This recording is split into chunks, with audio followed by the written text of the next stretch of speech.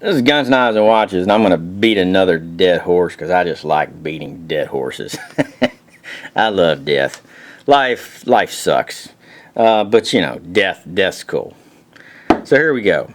This is Guns, Knives, and Watches, and these are two ZT knives, the 0550 and the 0 I Don't Give a Fuck from Emerson.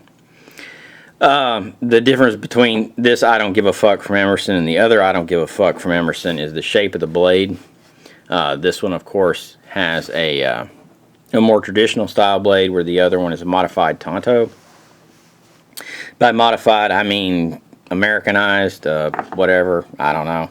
It has nothing to do with the original Tonto design that ever even thought about doing. It's more like the modified cold steel type version, or Americanized version, or bastardized version, however you want to come up with it.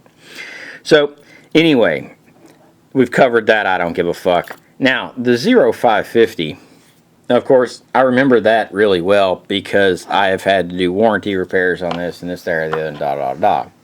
Well, Zero Tolerance Mine has, of course, redesigned this knife multiple times. And, of course, when I did the video on this Emerson, I said, you know, I really wish it had some type of mechanical device to keep you from being able to overextend the frame lock.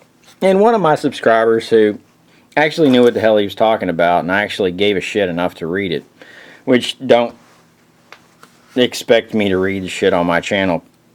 It happens, but it's like lightning striking. Told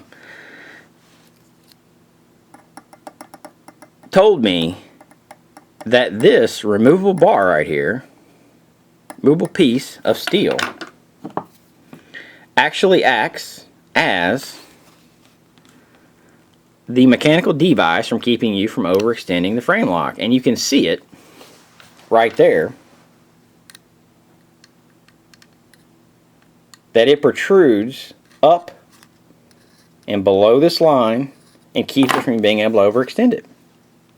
And I thought, well, you know, I really wish, you know, and that's what I said on the video, I really like the Hinderer type of design, and I thought, you know, whatever.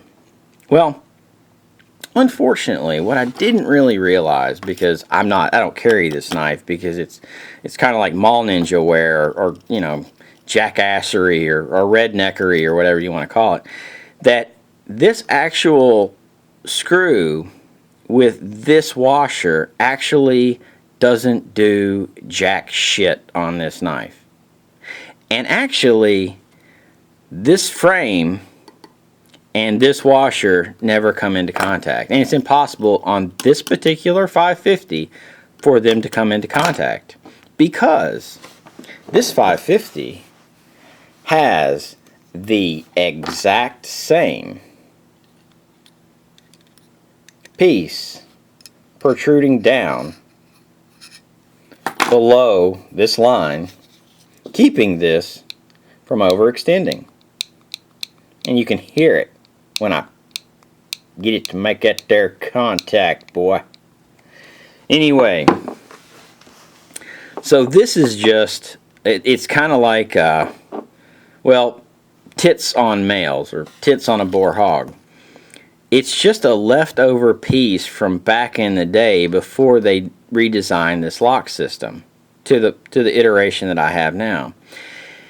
And to tell you the God's honest truth, I can't tell you that my original 550 frame, which I actually bent, and this is the newer side on this one, all they had to do was replace this side of this knife. Of course, this is the same blade, the same because I actually, I don't know that it had that, but this one does. So what they were working on basically is, and it may be a feature on all of the ones that have the replaceable or the repairable frame. I don't know. ZTs honestly aren't my shit. I'm not into carrying big heavy knives that really aren't that fucking durable. But that look like mall ninja wear. This Emerson, of course, is a much thinner knife than this ZT by about a couple millimeters, pretty easy. You know, it's just, you know, can I tell you exactly? No. Do I tell you that, am I going to tell you that I honestly care? No. Let's try and get it. Yeah, it's at least a couple millimeters.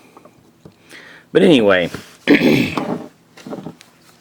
it's hard because you gotta get something that there thing right there, man, to go down into. But I got some places in my table, man, and they're like sunken down. So we just sink her down in there and you're gonna see where we're at, boy.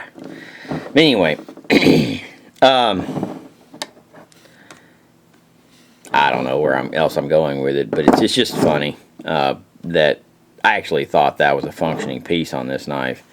And I wish, believe it or not, it would have been easier to basically keep the style of the knife, keep the design of the knife, improve it, take it through another generation, remove that, fix the holes over here so that left-handed people don't have to carry it with a pocket clip hanging off the back of it, so that you have another, you know, impact device. Because when you switch that over to the left-hand side, you effectively lose the ability to beat something with the back of the knife. And I'm not saying that's ever going to happen to you, and I hope it never does. But if you're supposedly, in parentheses, carrying this knife in a situation to where you can use it for self-defense, a non-lethal impact, basically like you would use a Kubotan, should be an option. And if you move that clip over to the left-hand side for left-hand carry, you effectively lose some of that that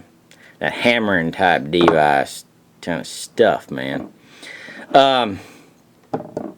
But anyway, this is ineffective. They really didn't do this, and it's just some more complaints. But it's just part of the evolution of the process, and they're newer knives, and I hope that they get that shit kind of a little more straight, man. But this is Guns, Knives, and Watches with the ZT-0550 and the I don't know what the fuck Emerson. But have a good one.